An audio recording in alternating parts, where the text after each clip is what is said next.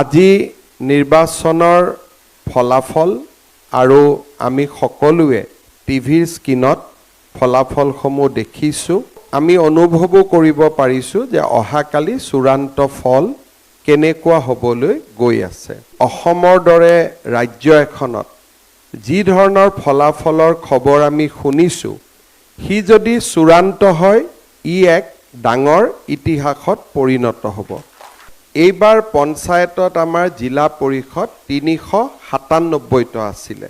৩৩৬টাৰ counting ইতিমধ্যে চলি আছে বা ফলাফল ঘোষণা হৈছে।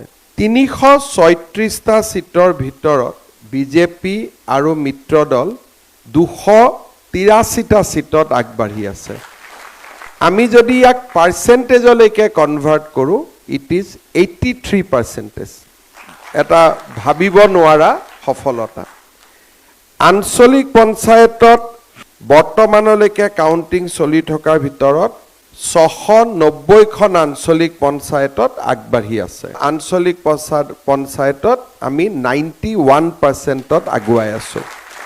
ৰাতিপুৱালৈকে বাকীকেইটা কাউণ্টিং হোৱাৰ পিছত কি পৰিৱেশ হ'ব আজি আমি নকওঁ, কিন্তু নিশ্চিতভাৱে আমি এক সুন্দৰ বিজয়ৰ ফালে আগবাঢ়িছোঁ। যোৱাবাৰ বিজেপিয়ে জিলা পৰিষদত 50% আমি চিট লাভ কৰিছিলোঁ, 50%, আৰু আঞ্চলিক পঞ্চায়তত আমি 46% লাভ কৰিছোঁ।